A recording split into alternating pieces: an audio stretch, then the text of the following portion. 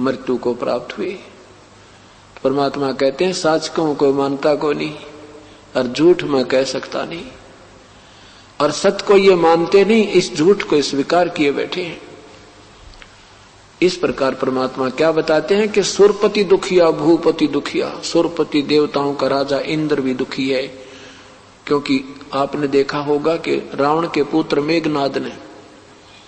मेघनाद ने ऊपर जाकर अपनी सेना को अपनी सिद्धि शक्ति से उड़ा करके और स्वर्ग पर धावा बोल दिया। सब 33 करोड़ देवताओं को बांध कर अपनी कैद में डाल दिया। इंद्र ने अपनी रक्षा के लिए उसको अपनी पुत्री की शादी करके अपना पीछा छुटवाया। देवताओं के राजा को और हम देवताओं के पुजारी बना रखे। हमारे को देवताओं की पूजा करवाया जा रहा हमारे से नादान ऋषियों नीम हकीम संतों के द्वारा, और जिनको रावण ने कैद में बांध कर घेर दिया था उन देवताओं को। अब ये बातें विचार करने से निष्कर्ष निकलेगा। अब बुद्धिजीवी समाज है, इस पर विचार करेंगे वो परमात्मा कौन है जिसकी हमें युगों से तड़प है, और वो नहीं मिलेगा तब तक हमें कहीं सुख नहीं है। और अब इंद्र अंत में मरने के उपरांत वो गधा बने। प्रारंभ उसका गधे की जोनी से होता है, ये रूल ऐसा नियम है, क्योंकि पुण्य के आधार पर वो राजा बनता है और पाप उसके जोंके तो रखे रहते हैं। उन पापों के आधार से फिर उसकी जोनी शुरू होती है। इस प्रकार याद दिलाना चाहते हैं कि तंदर सुखिया कोई न देखा, जो देखा सो दुखिया हो। सुरपति दुखिया भूपति दुखिया, रंग दुखी विपरीती हो। कि रंग तो स्वाभाविक दुखी होता है, और फिर कौन सुखी है? कहे कबीर और सब दुखिया, एक संत सुखी मन जीती हो। मन जीतने वाला संत कौन है? जैसे पूर्ण संत से उपदेश प्राप्त कर ले वह शास्त्र अनुकूल साधना प्रारंभ कर दे वह, और फिर बीड़ी शराब मांस तमाकू या दूसरे की देखम देखा कोठी पर कोठी गार्डन की, कोठी पर कोठी बनाने की, बढ़िया कार खरीदने की ये होड़ नहीं लगावे। किसी ने कन्या की शादी की है और उसने 1 लाख रुपया लगा दिया तो वह रीस नहीं करे, गुरुदेव के वचनों पर चला कि भी हमने दहेज नहीं देना। चाहे फिर देखो मालिक के खेल, कितनी रजा हो गया आपके बच्चों पर, तुम मानते नहीं कति भी। आप बिल्कुल फैसला कर लो कि हम लड़की का ब्याह वहां करेंगे जो बिल्कुल 1 नया पैसा नहीं मांगे, और देख जहां बच्चे का संयोग है उसने तोड़ कौन देगा। तो इस प्रकार हम आधे से ज्यादा दुख तो अपने आप इकट्ठा कर रहे हैं।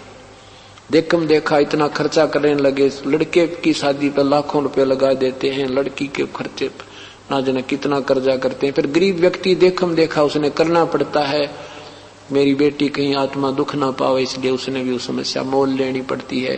फिर वो कर्जा दुखी करता है बेचारा, सारा जीवन कष्ट में हो जाता है। यो नरक बना लिया हमने सुख में जीवन को।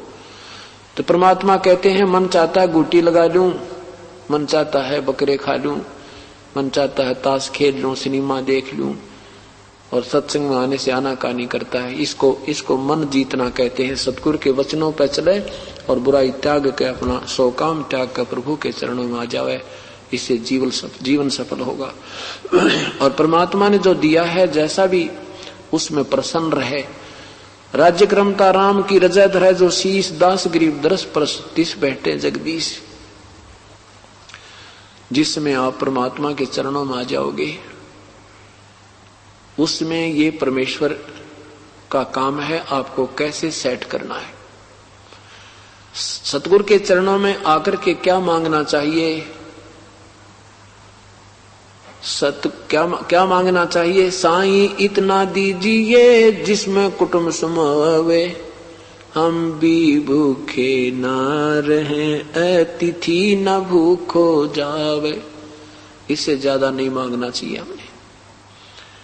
हम प्रतिदिन देखते हैं कि ऐसे ऐसे भरे पूरे परिवार को त्याग कर पूरे के पूरे साजबाज ने छोड़कर जीव चला जाता है। अभी पीछे अमेरिका में एक भूकंप आने की संभावना थी। वो साइक्लोन आया, एक समुद्री तूफान आ रहा था। पूर्व सूचना पाकर के वो 10-10 मंजिल की कोठियों को छोड़कर स्पीड खींच दी, छोड़ कर भाग गए बड़ी बुराइयों को जान बचाने के लिए। परमात्मा कहते हैं ये तो जीवित रिहर्सल देखो, और जब आपकी मृत्यु हो जाएगी ये यहीं रह जाएंगे। आपको बताया था कि एक बार इधर गुजरात में भूकंप आया था और 4-4 मंजिल की कोठियां वहीं सारी की सारी जमीन में चली गई थी। लाखों व्यक्ति 1 सेकंड 5 मिनट के अंदर लाखों व्यक्ति खत्म हो गए थे। उनको स्वप्न में भी ना सोचा था कि हम अभी ऐसे हमारे साथ बीत जाएगी। उससे पूर्व ऐसे जोड़ जोड़ के कोठी पे कोठी बनाने की और बंक में संग्रह करने की होड़ लगा रखी थी। इसलिए परमात्मा याद दिलाते हैं कि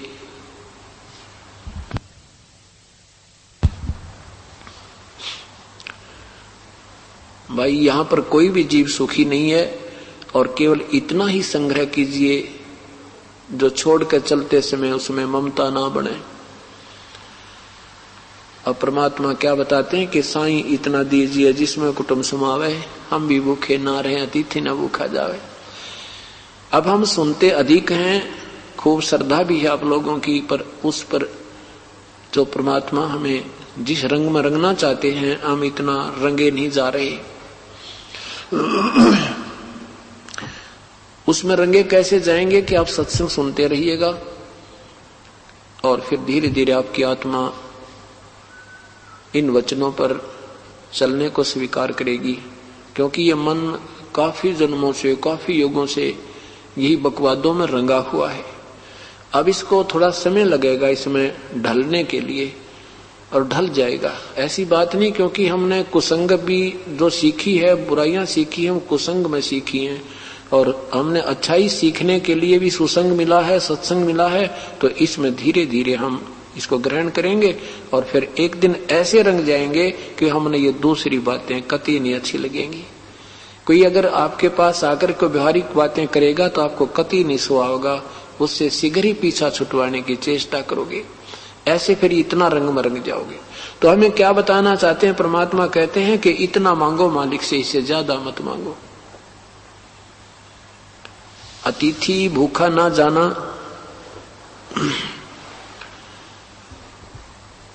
और जिसमें कुटुंब समाना। कुटुंब समाने का तात्पर्य है कि रिक्वायरमेंट ऑफ द फैमिली, परिवार की आवश्यकताओं की पूर्ति हो जाना हमारा कुटुंब समाना समझो। और अतिथि भूखा ना जावे। एक आपको कथा सुनाते हैं परमेश्वर की। पुण्यात्माओं, ये अमृत वाणी है, ये अमर कथाएं हैं, ये सत्यनारायण कथा है जो आपको अब सुनाई जा रही है। अभी तक हम जो सत्यनारायण कथा सुनते थे वो कहते थे सत्यनारायण कथा, पर वो भगवान, वो सत्यनारायण कथा नहीं थी, वो नासवान भगवानों की कथाएं थी।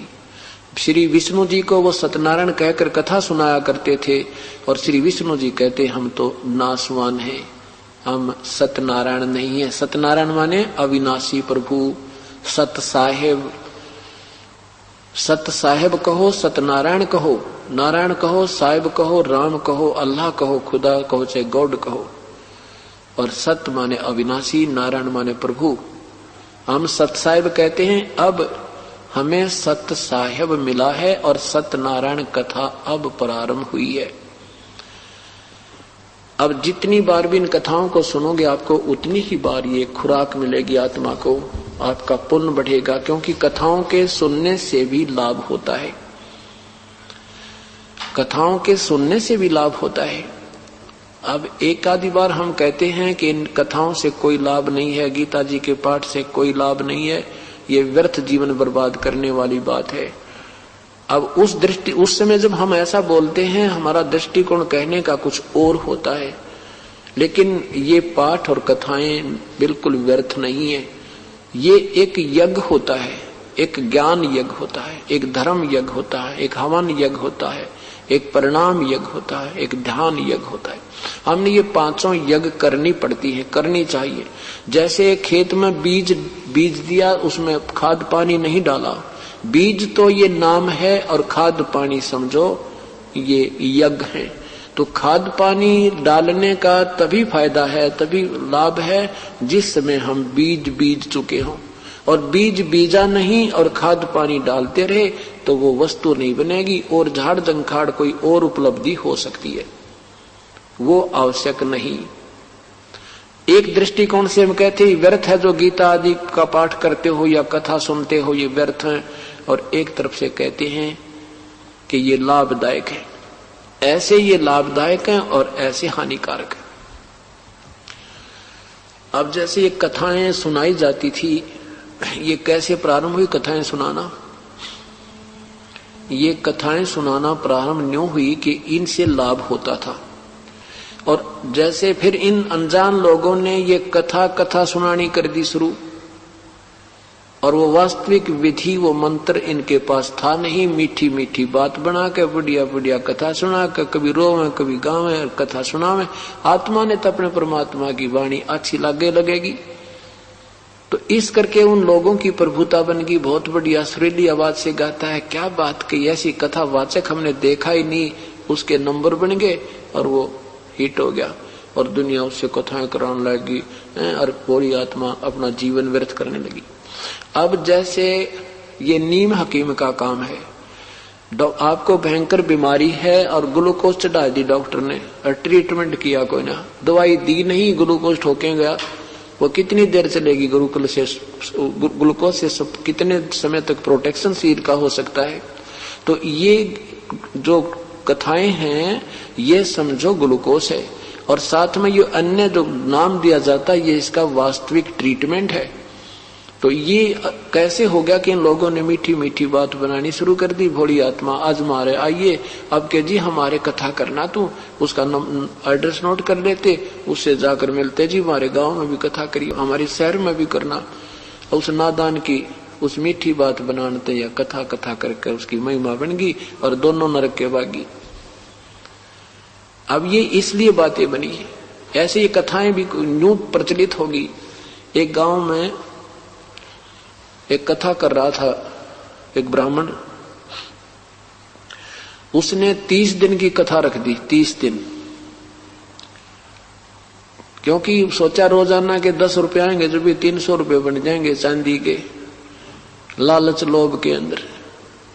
अब उस गांव में श्रोता आते रहे, कथा चलती रही। उस गांव में कुछ 2-4 निकम्मे भी थे। उन्होंने देखा ये ब्राह्मण जो है वही यहाँ गांव में जो है ढोंग कर रहा है, और उन्होंने जिस दिन उसकी कथा का भोग पड़ना था उसी दिन दिल्ली से एक नाचने गाने वाली लड़की बुला ली। जैसे जिस दिन भोग पड़ा उसी दिन उसका रात ने सांग करवा दिया लड़की का। अब उस पंडित जी की पूरे 30 दिन की कथा में तो 30 रुपए आए, और वो चंपाकली नाम की लड़की वो डांस करने वाली आई थी, उसको 500 रुपए एक ही रात में 500 रुपए जो है ना डोनेट हो गए, उस पर प्राप्त हुए। अब पंडित जी सुबह लेकर 30 रुपए चल पड़ा 30 दिन की मेहनत को। चलता चलता कहां पहुंचा? छुडानी गांव में, जहां आदरणीय गरीबदास जी रहते थे जो परमात्मा की प्यारी आत्मा थी। वहां पहुंच गए, प्रणाम किया, बैठ गए। आदरणीय गरीबदास साहब ने पूछा, क्या और जी ठीक हो? विप्रवर आज कहां से आए, कहां जा रहे हो? तो क्या उनका मनीराम नाम था ब्राह्मण जी का, मनीराम ब्राह्मण। कहने लगा, महाराज जी के बताऊं, दुनिया का नाश जाने वाला है, दुनिया तो कति बेकार होली, बस पूछो मत, कलयुग का तो घोर प्रारंभ हो चुका है, कोई इंसानियत रही नहीं। अन्यों ना बताओ बात के बिगड़ रही है, काफी देर होगी। अन्य शिष्य भी बैठे थे, बुरा सा मुंह करे लट बैठा था। खाने को कहा, जी बस कुछ नहीं खाया जाता। तो शिष्यों ने पूछा, 2-4 भक्त बैठे थे, सदगुरु क्या बात होगी, ब्राह्मण इतना बूंदा सा मुंह क्यों कर रखा है, ये क्या किस प्रकार मुंह लटकाए बैठे हैं, क्या परेशानी है विपर को? और विपर जी न्यू ना बताओ यह बात कैसे बिगड़ी है, क्योंकि परमात्मा ने उस अंतर्यामी थे वो भगवान आदरणीय गरीबदास साहिब जी, उसके सारी कहानी जान के क्या बताया। फूटी ज्ञान विवेक की भाई, अंधा है जगदीश, चंपाकली को 500 और मनीराम को 30। झगड़ा ये है इनका। ये दुख है इस ब्राह्मण को कि उसकी पैरेलल जो सांग हो रहा था उसमें तो 500 रुपये आगे और मनी राम जी को 30 दिन में 30 रुपये मिले, इसलिए ये दुखी हो रहा है।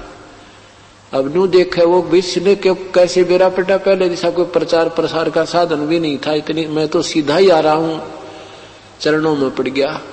परमात्मा बोले निकम्मे, वो तो नादान थे फिर तन्ने के गांठ गाल रखी है, आप अधिकारी नहीं, हर दुनिया को ठगते फिर रहे हो।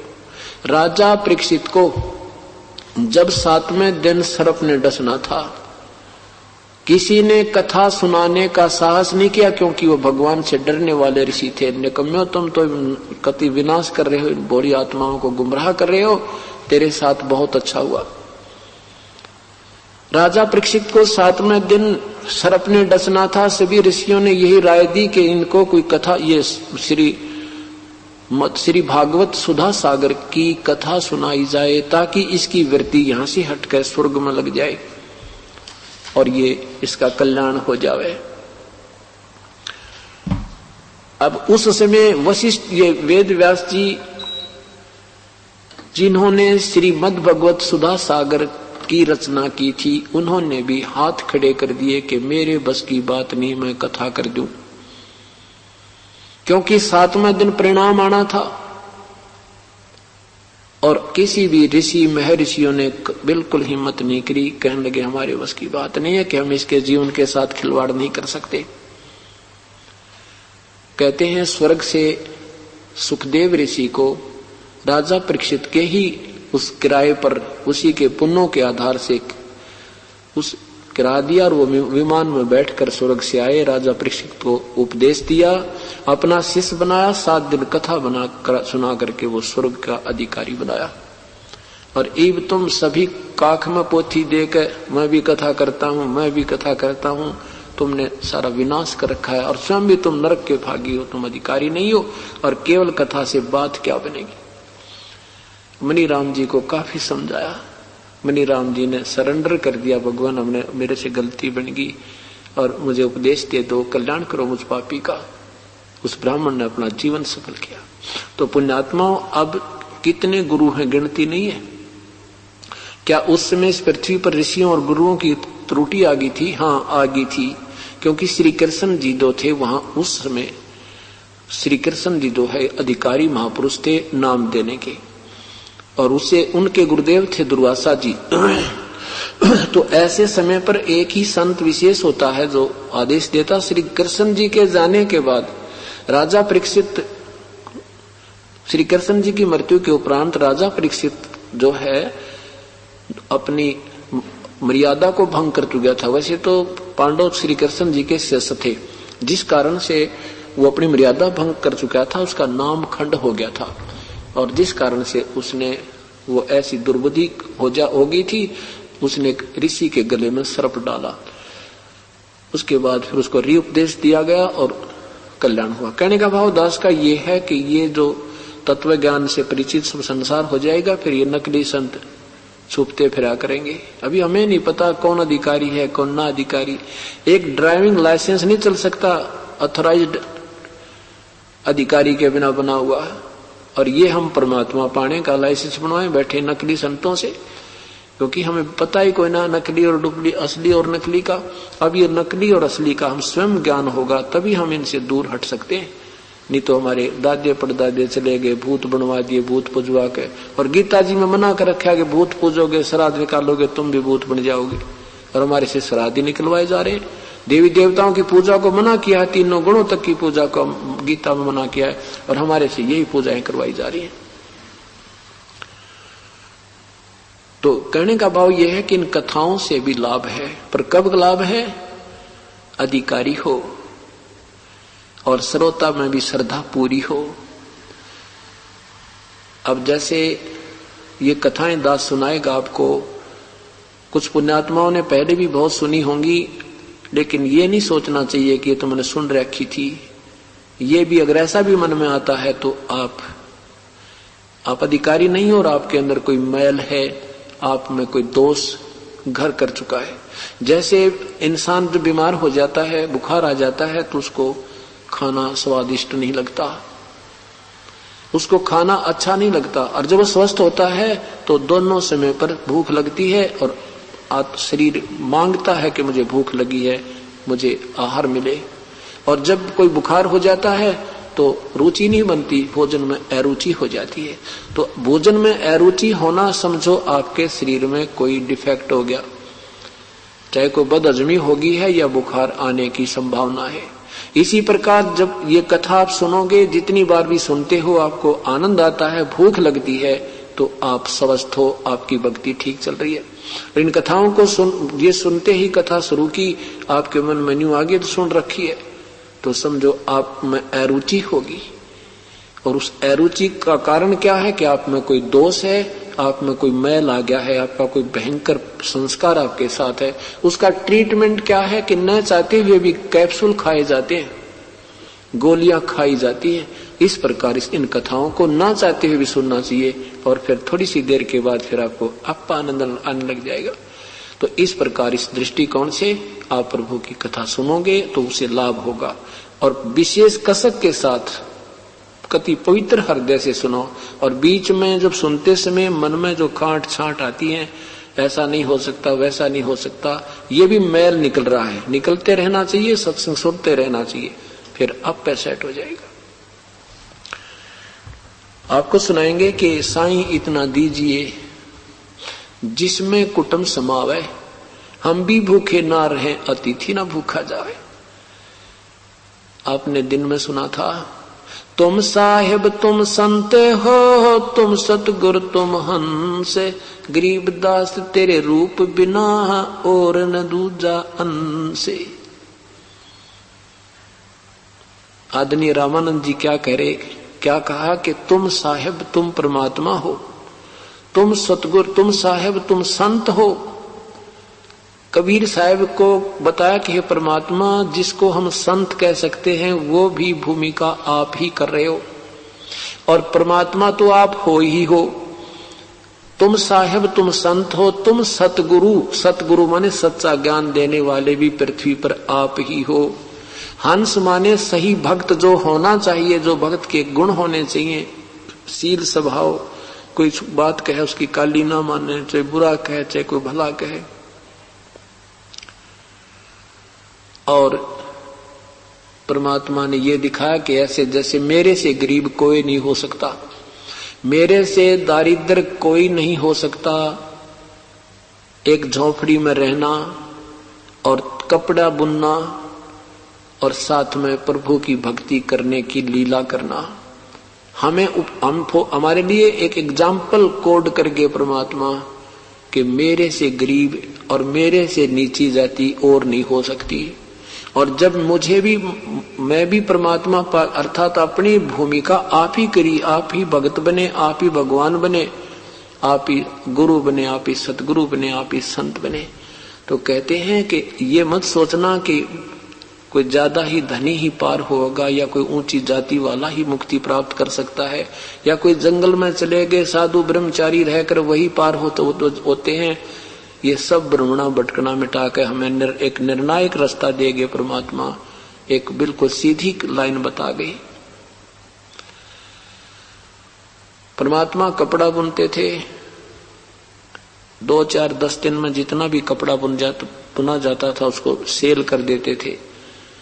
अपने परिवार पोषण के लिए जो मुंह बोले 2 बेटे थे, मुंह बोले माता पिता थे, उन दोनों उस परिवार के लिए जितना आहार की आवश्यकता थी उतना पैसा रख लेते थे, बाकी भंडारा साथ कर देते थे, कोई संग्रह संचन नहीं करते थे।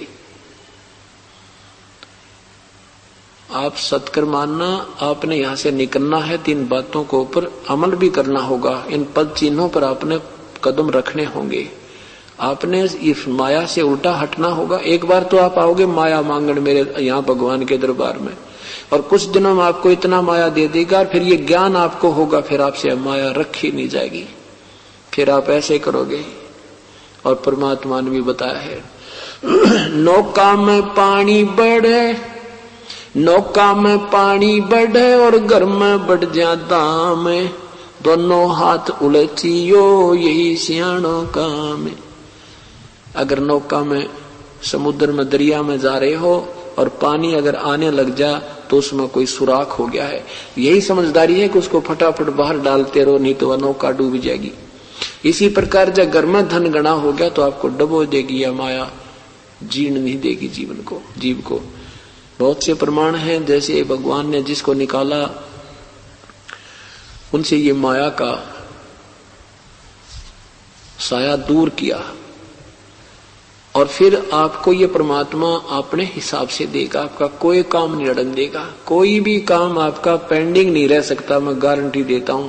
अगर इस मालिक पर आश्रित होकर आप सच्चे ढंग से लग जाओ, देखना कैसे कैसे काम करेंगे। एक बहन ने बताया, इतनी गरीब है वो, रोहतक में घर है उसका, इतनी गरीब है वो, उसने मकान बनवाने के लिए एक गरीब वर्ग के लिए सरकार की कोई स्कीम है और वो कुछ मटेरियल दे देते हैं, उस मटेरियल लेकर के उसने सरकार से और वो मकान बनाया। उसके पति ने 12,000 रुपए लोन लिया था बैंक से और 12 वर्ष हो गए थे। अब उस लड़की ने सोचा कि मैं वो अकाउंट करवा लूं, कितना पैसा हो गया, लेन देन ने तो है नहीं, परंतु यूं तो देख लो कितने से कभी मालिक दया करे उनके थोड़े थोड़े देना शुरू करूं। तो वो गई बैंक में, उस अकाउंट नंबर से उसने कंप्यूटर से देखा, अपना बैलेंस देखना चाहा तो कंप्यूटर ने नील रिपोर्ट करी कि आपका कोई बैलेंस नहीं। मैं फिर वहां अंदर बैंक में गई, उन क्लर्कों से कहा, उन्होंने भी फिर उसमें डालकर देखा, कहने लगे बहन जी तेरा कोई बैलेंस नहीं। वो कहने लगी मेरा बैलेंस है, मेरे पैसे हैं, हमने 12 वर्ष हो गए, ये अकाउंट मेरा है। तो वो कहने लगी, मैं फिर हमारा उस मैनेजर के पास गई, मैनेजर ने भी वो डालकर देखा कंप्यूटर में, तो उसका भी नील रिपोर्ट आई। और वो फिर भी कह रही है जी मेरे पैसे हैं, मैंने देना है, अभी तो दे नहीं सकती, मैं अपना हिसाब चाहती हूँ। कहते मुझे बाहर निकाल दिया कि तू सिर में दर्द मत कर बहन, तेरा कोई पैसा ही नहीं है, और ये रिपोर्ट रही हमारे पास, उन्हें लिख कर दे दिया तेरा कोई बैलेंस नहीं। वह रो रही और बता रही, आंखों से आंसू नहीं सूख रहे उस बहन के। बैंक का भी पूरा कर दिया परमात्मा ने और उस बेटी का भी दुख दूर कर दिया। फिर कहती है कि मीटर लगवा लिया और बिजली का बिल भरने का ब्योंत नहीं, कोई इनकम सोर्स नहीं, मजदूरी करती हूं, देखा कि बिल आएगा, पैसा भरने को है नहीं, वो मीटर पाटेगा। तो उसमें क्या देखा, बिल आया तो उसमें लिखा था कि 700 कुछ रुपए गवर्नमेंट की तरफ तेरे हैं, इस महीने का 2 महीने का बिल भरकर और 700 कुछ रुपए एडवांस गवर्नमेंट में तेरे जमा है, और चौनी जमा कराने का ब्योंत नहीं, अभी मीटर लगवाया था 2-3-4 महीने पहले। अब पुण्यात्माओं, इसको भगवान कहते हैं। परमात्मा ऐसे काम किया करता है। दन्ना भगत ने कहा कर बोई थी अर्जवार बन गई, पर आज के कर्महीन और ज्ञानहीन संत नहीं मानते इस बात को, कहते गप्पे मार रखे। नरसिंह जी की हुंडी ले ली, झाली परमात्मा ने, वो बैंक ड्राफ्ट कैश कर दिया था, 500 रुपए दे दिया कह, ये झूठ नहीं है, लेकिन झूठे हम उन्होंने बना दिए जिन्होंने परमात्मा का विधिवत साधना हमें बताई नहीं, ना ज्ञान दिया और ना उस परमेश्वर से हमारा लिंक हो पाया जो ऐसे काम करता है। अब हमें ये याद दिलाना चाहते हैं प्रभु कि तुम मुझ पर विश्वास करना सीखो, तुम अविश्वास कर चुके हो, और जब तक मुझ पर विश्वास नहीं करोगे तो मैं मदद नहीं कर पाऊंगा, क्योंकि तुम उस योग्य नहीं हो सकते। कहे कबीर सुनो भी साधो, मैं तो हूं विश्वास में, पहले तो काल ने ये रोग काटा। ये हमारे साथ एक बहुत बड़ा धोखा किया कि कबीर साहब को भगवान में मान कर राजी को नहीं, ऐसी स्थिति पैदा कर रखी है कि कोई नो कह कबीर परमात्मा है, 3 बार तो हंसेगा सुनने वाला और कहेगा आपकी भी अकल कहाँ गई, वो तो एक साधारण सा भगत था, धानक था, जुलाहा था, गरीब आदमी था, वो भगवान, उसके भगवान तो श्री राम थे, श्री कृष्ण थे। अब श्री राम और श्री कृष्ण भगवान किस क्यों माने हमने? क्योंकि श्री राम ने रावण मार दिया, भगवान कृष्ण ने जरासंध मार दिया, पूतना मार दी, शिशुपाल मार दिया, और भगवान अगर कबीर साहब ने 5-4 मार दिए होते ये भी भगवान से हो जाता। यही कमजोरी है हमारी। हम जब इस बात से परिचित होंगे तो पता चलेगा भगवान के लक्षण और क्या होते हैं, कैसे गुण होते हैं ईश्वर के।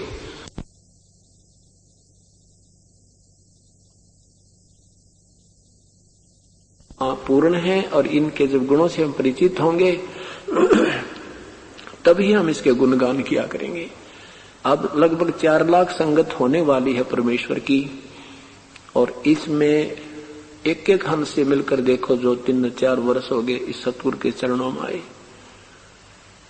उनकी आंखों से आंसू नहीं सूखते।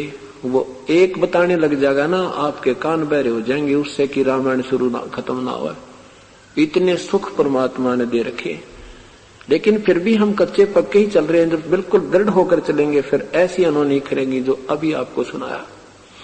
तो अब आपको सुनाते हैं कि साईं इतना दीजिए जिसमें कुटुंब समावे, हम भी भूखे ना रहें, अतिथि ना भूखा जावे। तो वो बहन जो अभी आपको बता रहे थे, उसने कहा जी मैं अपनी पड़ोसन से कहा करती हूँ, और भी उसके साथ 1-2 ऐसी घटना हुई थी।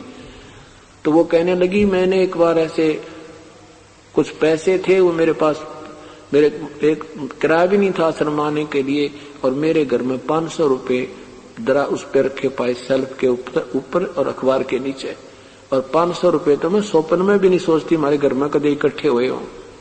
और मैं पड़ोसियों को बताया तो कहती तो तुम, अब पहले मैंने बताया तो वो टालगी काना पर कहे, अब मैंने बताया कि बैंक में मेरा बैलेंस नहीं पाया, और ऐसे ये उनके सामने वो जो उसका बिजली का बिल दिखाया तो न्यो कहती हैं तुम तो न्यो बकवाद करया करो, तुमने तो सारी समय झूठ बोलने का ठेका ले रखा है, तुम तो हर समय ऐसी ऊट पटांग बातें करते हो, ये कभी हो सकता है। और वो भी ठीक कहती हैं क्योंकि उन्होंने अभी आम खाया नहीं है। हमने आम मिल गया, हम खा रहे हैं, हम कहते हैं आम मीठा है, वो कहते हैं आम मीठा होता ही नहीं। कमाल की बात है। तो ये सतिथि है। तो यहां परमात्मा बताते हैं अपनी महिमा, आप ही सुनाते हैं कैसे।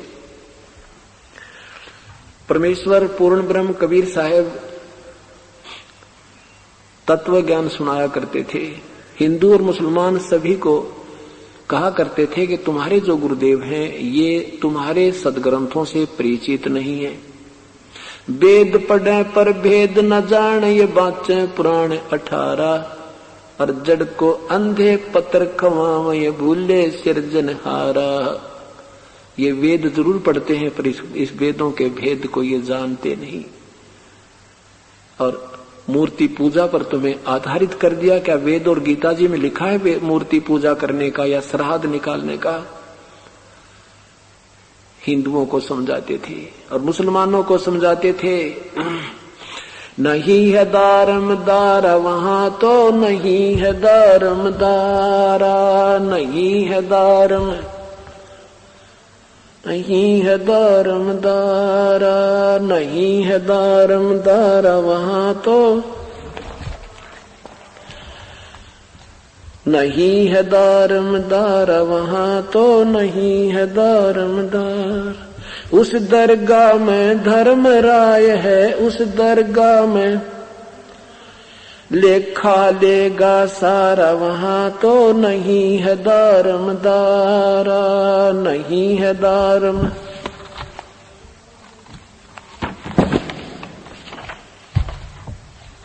मुल्ला कूके बंग सुनावे, मुल्ला कूके बंग सुनावे, ना बैरा कर तारा, वहां तो नहीं है दारमदारा, नहीं है दारमदारा, वहां तो नहीं है दारमदारा। 300 रोजे खून करत हो, 300 रोजे खून करत हो, कैसे हो दीदारा, वहां तो नहीं है दारमदारा, नहीं है दारमदारा, वहां तो नहीं है। मूल गवाए चले हो काजी, मूल गवाए चले हो काजी, भर लिया घोर अंगारा, वहां तो नहीं है दारमदारा, नहीं है दारमदारा, वहां तो नहीं है दारमदारा। भवजल डूब गए हो भाई, भवजल डूब गए हो भाई, वहां की जगह मुंह काला, वहां तो नहीं है दारमदारा, नहीं है दारमदारा, वहां तो नहीं है दारमदारा।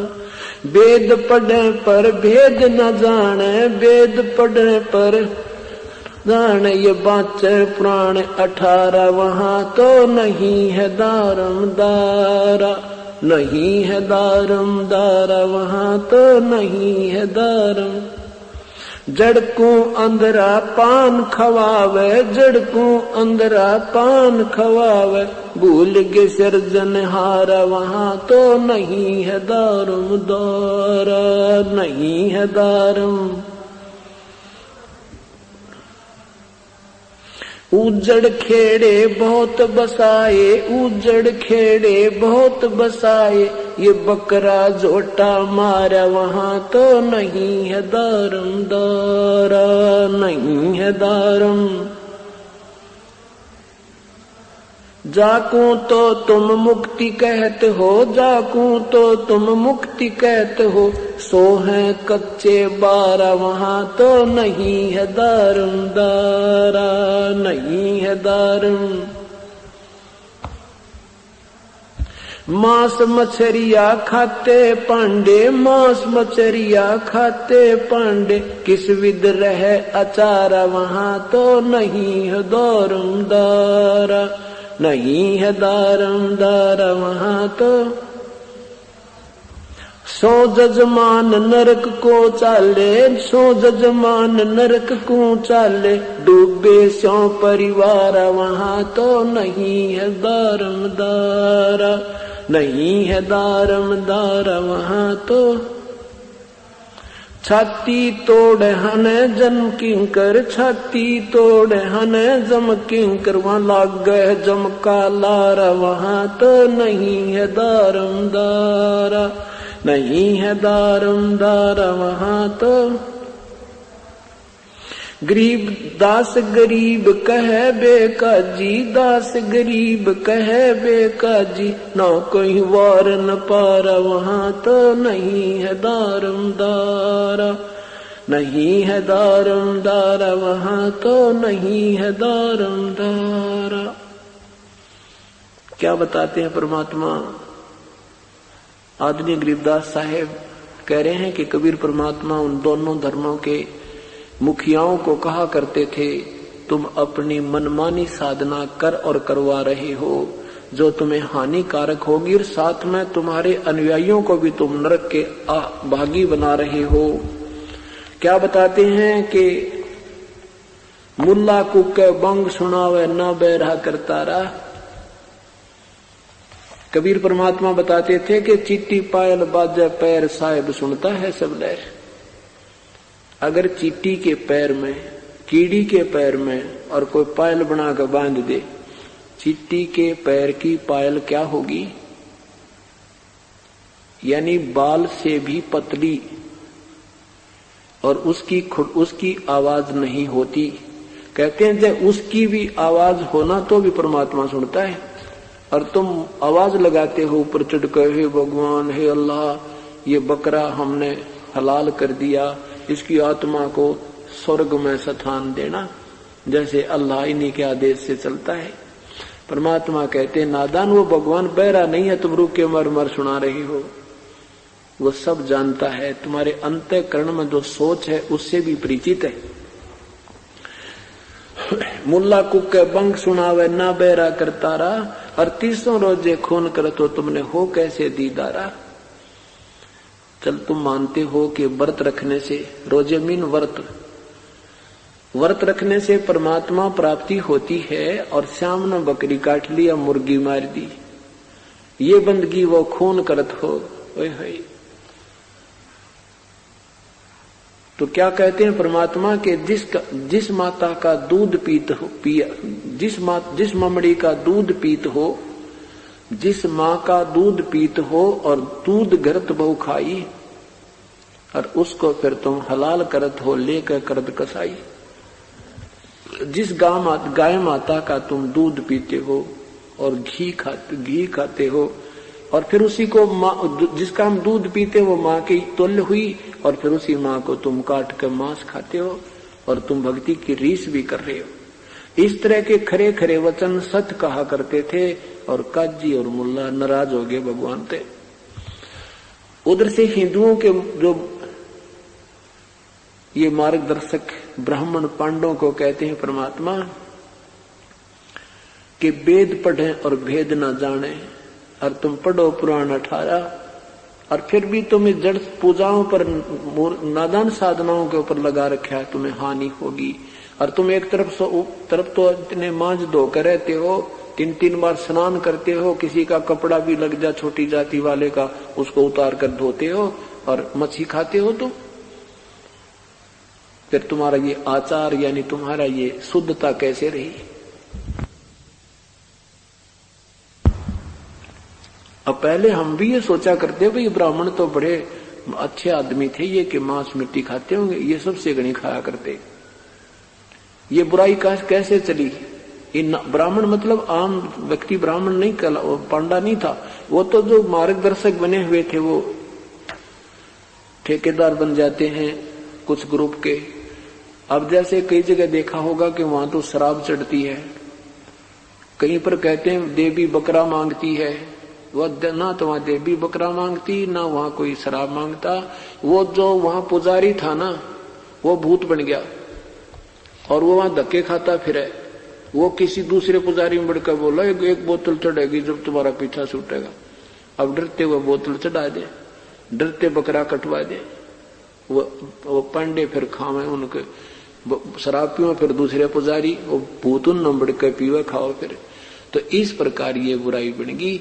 इसलिए परमात्मा कहते हैं जिस नगरी साधु, जिस मंडल साधु नहीं और नदी नहीं गुंजारे, तज हंसा वो देशड़ा वहां काल की मोटी मार। जहां परम संत नहीं होते वो सब में भूत बोले और सबको गुमराह किए पड़े हैं। अब एक पुस्तक बनाई है परमेश्वर का सार संदेश, जो आपने पहले ली थी उसमें तो एक सीमित सा ज्ञान था। अब इसको नए सिरे से अब बनाया है, इसको पढ़ कर देखना, आपको बिल्कुल न्यारा न्यारा निर्णय पता चलेगा, प्रमाणों के साथ उसके अंदर है। और जैसे हजरत मोहम्मद जी, हजरत ईसा जी की पूरी लीलाएं उन्हीं के शास्त्रों से उसमें नोट किया गया है। उनमें देखना इन भूतों ने क्या हाल कर रखा उनका। अब सत्य मानना, भूत में ये पितर जो बन जाते हैं साधक, पिछली कमाई के जो साधक होते हैं, इस जन्म में साधना ठीक मिली नहीं तो वो अपनी पिछली कमाई से चमत्कार करके चले जाते हैं, फिर वो प्रेत पितर बन जाते हैं। और पितर बनने के बाद भी किसी ना किसी पुजारी में बढ़कर वो कुछ आशीर्वाद उस पिछली कमाई से फिर भी अपनी खर्च कर जाते हैं, 1-2 को राहत मिल जाती है और फिर वो भूत बन जाते हैं, फिर वो 84 लाख योनियों में चले जाते हैं। फिर आपको पता चलेगा सचमुच हम कहाँ खड़े थे।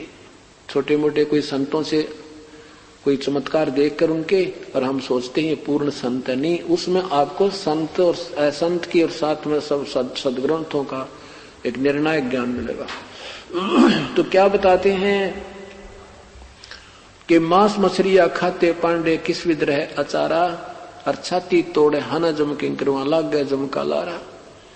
पहले पुराने समय की बात है, ये पुलिस वाले जो थे, पहले गुलाम देश था और गुलाम हमेशा सरकार जो गुलाम वो राजा होता है वो प्रजा को भयभीत बहुत रखता है। तो पुराने समय में क्या होता था, जैसे कोई ग्रामीण दोषी या निर्दोषी पकड़ दिए जाते पुलिस में, तो पुलिस वाले सारे पीटा करते। उसने एक गांव का व्यक्ति पकड़ लिया किसी ने, किसी दोष में या निर्दोष को, फिर वो छोड़ दिया 2 दिन पीछे। तो वहां उसने पूछा भी क्या बना तेरी गेल, वो कहने लगा भाई के बताऊं, बाकी पिटाई तो ही खूब, पर एक चीज देखी उनमें। क्या कहते, जुन साहब वो 2 थप्पड़ मारे 2 गाड़ दे था। कहते ये तो उनका एक मैंने देखा बहुत अच्छी जो है ना उनका प्यार प्रेम था, कोई न्यू नहीं कहता मत मारे, न्यू कहता मार इसका दौर। तो परमात्मा कहते हैं जब तुम यहां से चले जाओगे ना, यम के दूत जुन सा जाओगा वो कुटेगा तुमने। जो भी जिसके भी तुम मिल जाओगे दोषी, जो दोस्त उनके हवाले कर दिया, कहते वहां ऐसे ठोकेंगे तुम्हारे लठ सीधे भाले ठोकेंगे। वो शरीर ऐसा है उन हथियारों से मरता नहीं। इस शरीर के अंदर जो हमारा दूसरा शरीर है, वास्तविक शरीर है, ये तो ऊपर कवर है, तो वो ऐसे भाले ठोकते हैं, उसके आंखों में भी धसा देते हैं, ऐसे ठोक देते हैं, सिर में ठोक देते हैं, कमर में।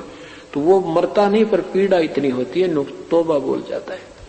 तो परमात्मा कहते तुम अभी अपने आप को बहुत कुछ मान बैठे हो, वहां किसी का दारमदारा नहीं है, वहां तो तुम्हारा केवल संस्कार तुम्हारे संग होगा।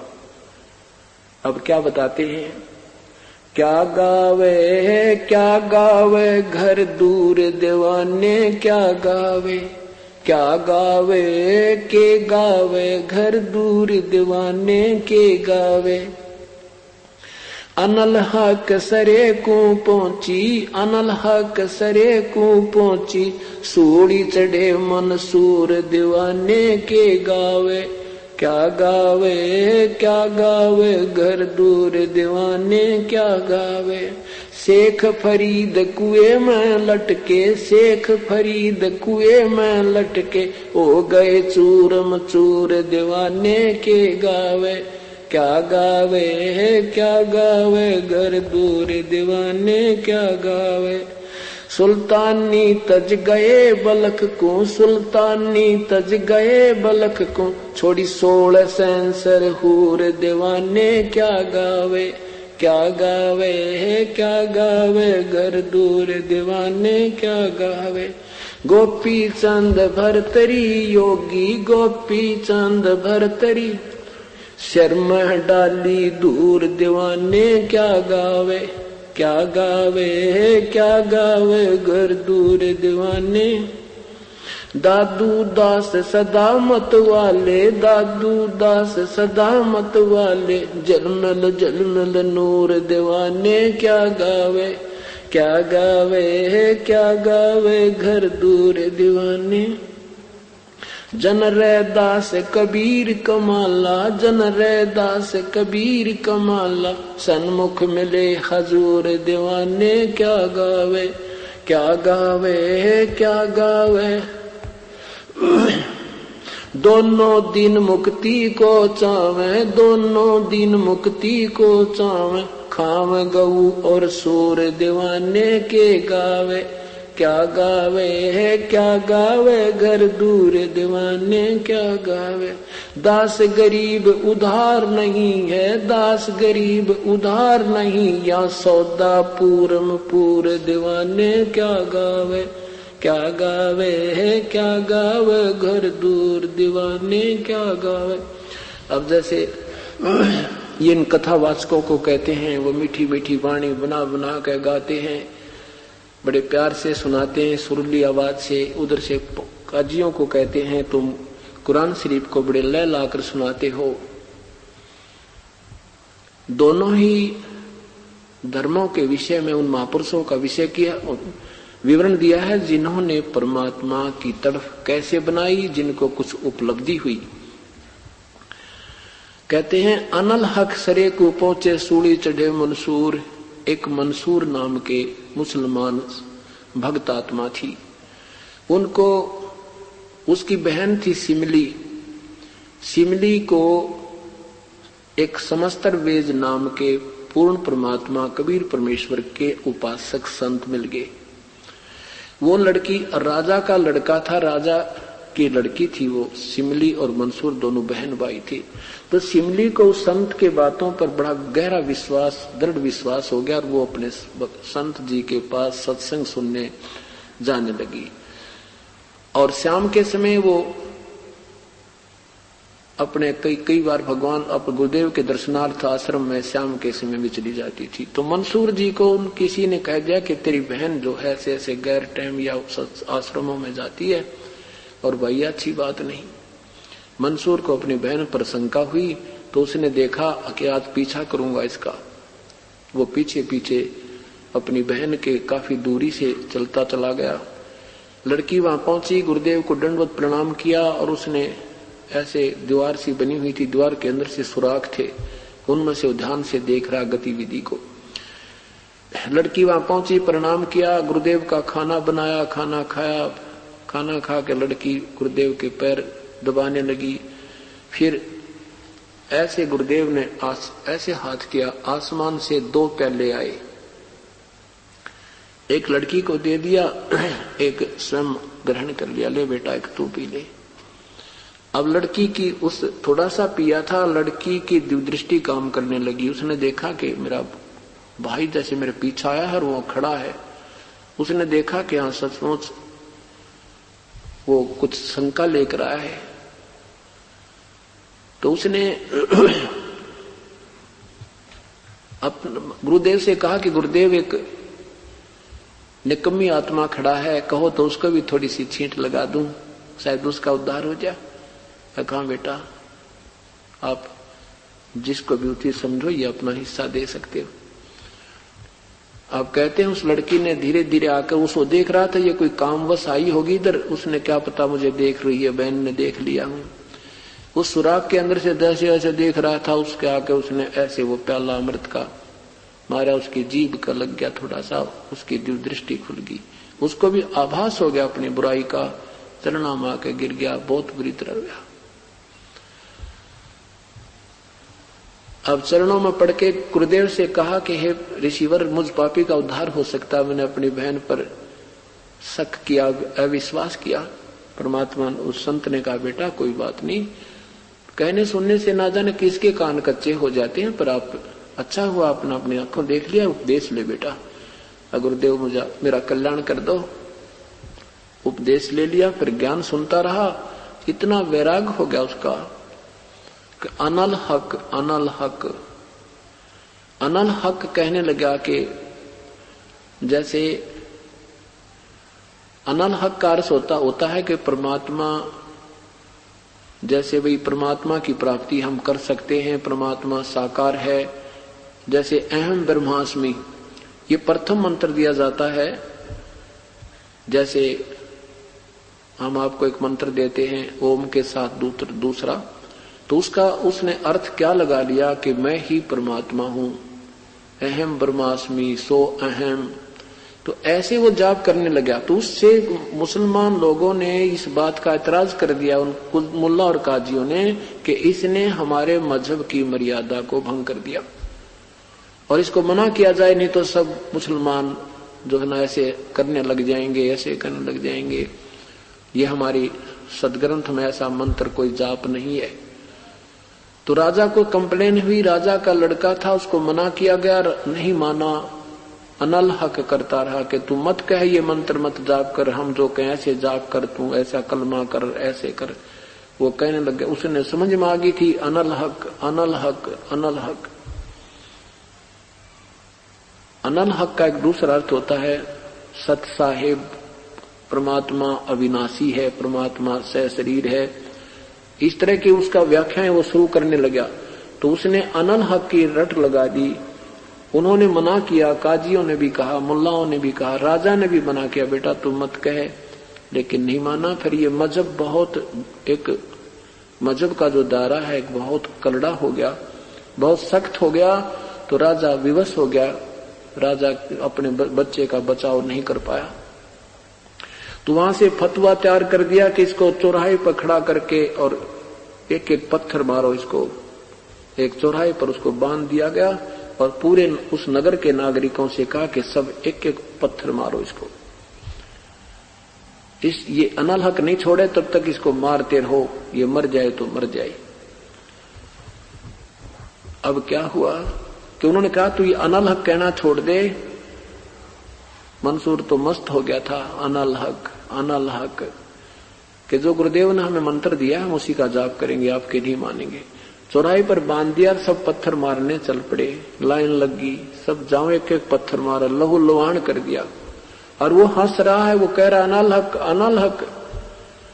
उधर से सिमली उसकी बहन उसी गुरु की शिष्या थी। अब उसका भी नंबर आ गया, क्योंकि लोक लाज के कारण उसने भी आना पड़ा। अब उसने पत्थर नहीं उठाया, उसने एक फूल तोड़ दिया। अब पत्थर नहीं मारूंगी, ये भक्त है। अब जो है उस निकट आई और उसकी नजर मिली अपनी बहन की तरफ, तो उसने बहन ने उसका फूल मार दिया। तो मंसूर जी रोने लगे।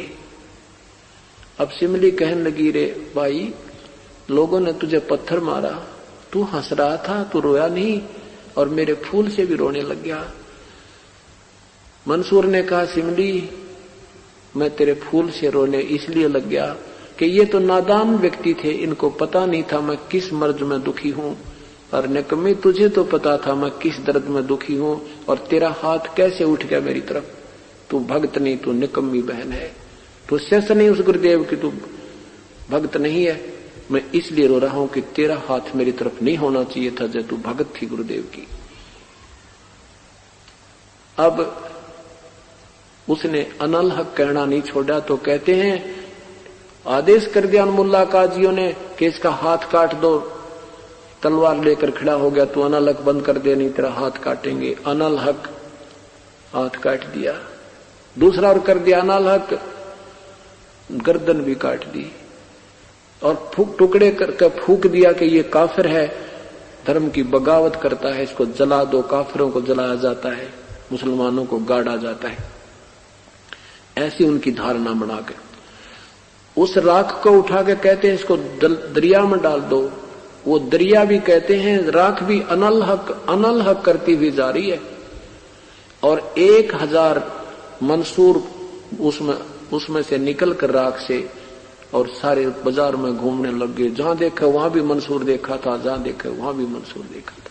तो यहां परमात्मा कहते हैं कि गावे नादान अनल हक सरे को पहुंचे, सूली चढ़े मंसूर, और के गावे घर दूर दुआने, के गावे घर दूर। तुम तो दुनिया को मारकर काटकर इन जीवों को मुक्ति चाहते हो, और ये थे वो हंस जिन्होंने अपनी सैक्रिफाइस, अपनी कुर्बानी दी। तुम जीवों की कुर्बानी लेकर के और मुक्ति चाहते हो। शेख फरीद जैसे महापुरुष कुएं में चले गए परमात्मा को पाने के लिए, उल्टे लटक गए, अपना शरीर की भी परवाह नहीं की, और तुम जीव हिंसा करके मुक्ति चाहते हो।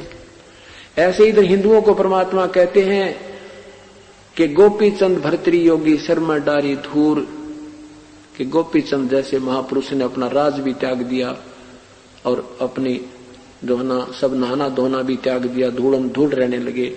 इस तरह की वो परमात्मा कहा करते कि दोनों दिन मुक्ति को चावे, खावे गौ और सूर, दास करीब उधार नहीं आ सौदा पूरमपूर। के तुम दोनों मुक्ति की इंतजार करते हो, दोनों की मुक्ति की चाह करते हो, मुसलमान भी और हिंदू भी, और तुम दोनों मांस खा रहे हो। ये गौ खाते हैं, वो सूअर खाते हैं, और तुम कैसे मुक्ति पाओगे। इस तरह के सत्वचनों से दोनों ही हिंदू और मुसलमानों के पीर लोग भगवान कबीर साहब से दुखी हो गए। तो उन्होंने बहुत यातनाएं परमात्मा को दी, वो किसी प्रकार से भी उनके काबू नहीं आए। अंत में क्या किया दाता ने, उन नादानों ने, कि ये न तो मारने से मर रहा है, ना ज्ञान में काबू आ रहा है, इसके साथ एक ऐसी लीला की कर दो कि ये भाग जा काशी त्याग गए। तो सभी ने मिलकर के, हिंदू गुरु भी दुखी हो गए उस परमात्मा से, क्योंकि उनकी पोल पाटे थी, उनकी सच्चाई का ज्ञान करवा रहा था। वो तो उस समय थोड़े से हमारे जो समाज शिक्षित नहीं था, नहीं तो ये डूंडा पहले पाट लेता। अब तो हम बिल्कुल साफ हुआ मिलता अपने को, जो अब अंधेरा इतना कर दिया है नादानों ने, अब तक तो साफ हो जाता। परमात्मा ने अब फिर शुरू की है वही कहानी इस दास के माध्यम से, और अब संघर्ष करते हैं, लेकिन उनकी पार नहीं बसा रही, क्योंकि हम सभी शिक्षित हैं और शास्त्र अपने पास हैं। इन नादानों की दाल गल नहीं रही, और आज से 50 वर्ष पहले ये कहानी शुरू हो जाती तो कत्लेआम करवा देते। ये ऐसे टाइप के आदमी हैं, लेकिन अब कुछ नहीं हो सकता। अब तो ये विस्फोट हो गया भगवान की भक्ति का। तो क्या किया उन्होंने, राजा सिकंदर लोधी भी कबीर परमात्मा के शिष्य हो गए थे, उनको काफी राहत मिली थी। वो बहुत भयंकर बीमारी से ग्रस्त थे। परमात्मा के कबीर साहब के सिर पे हाथ रखते ही सिकंदर लोधी स्वस्थ हो गया था। और भी काफी ऐसी लीलाएं की थी जो परमात्मा से वो प्रभावित था, और कबीर साहब का वो शिष्य हो गया था। मांस मच्छी खाना उसने बिल्कुल बंद कर दिया था। अब क्या किया कि उन्होंने एक झूठी चिट्ठी डाल दी कि कबीर साहब भंडारा करेंगे,